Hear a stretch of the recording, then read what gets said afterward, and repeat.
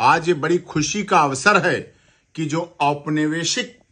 बात था, जिसे गुलामी की निशानी भी कह सकते थे, जिसके माध्यम से कानून की देवी को अब तक आंखों पर पट्टी बंधी हुई तलवार और तराजू के साथ दिखाया गया था, अब इसमें आज से आमूल चूल परिवर्तन के आधार पर अब हमारी कानून की देवी के हाथ में संविधान होगा, जो हमारे देश की जरूरत है। और आंखों पर पट्टी खुली होगी, दिख रही होगी, सब कुछ दिखेगा, क्या सत्य है क्या झूठ है, और सब कुछ दिखते हुए कानून का जो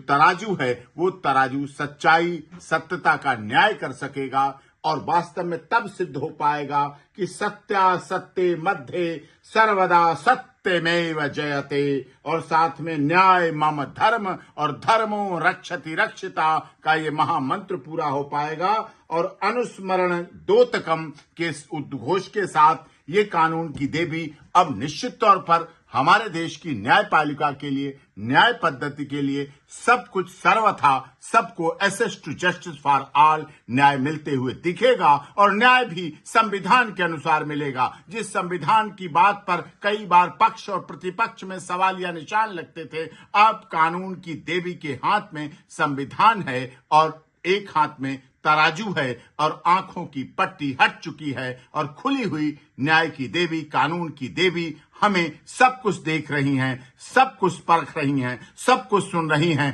कान भी खुले हैं, आंख भी खुली हैं, तराजू भी दिख रही है। और संविधान के अनुसार ये देश और इस देश के सभी गुवाहाटी से चौपाटी, कन्याकुमारी से कश्मीर तक के लोगों को न्याय मिल सकेगा, उपलब्ध हो सकेगा। लोग सभी विश्वास करते हैं, एक छोटे से छोटे व्यक्ति का जब कभी कोई झगड़ा होता है, वो बड़ी मार्मिक बात कहता है, वो दूसरी बड़ी से बड़ी धन बल, जन बल, बाहुबल वाले व्यक्ति को भी कहता है मैं तुम्हें कोर्ट में देखूंगा। मतलब उसका एक विश्वास है, एक भरोसा है कि हमें माननीय न्यायालयों से, अदालतों से न्याय मिलेगा। और न्याय का पराक्रम जो जिस तरह से चल रहा है वो बहुत अच्छा है। ये इसके लिए हमारे देश के माननीय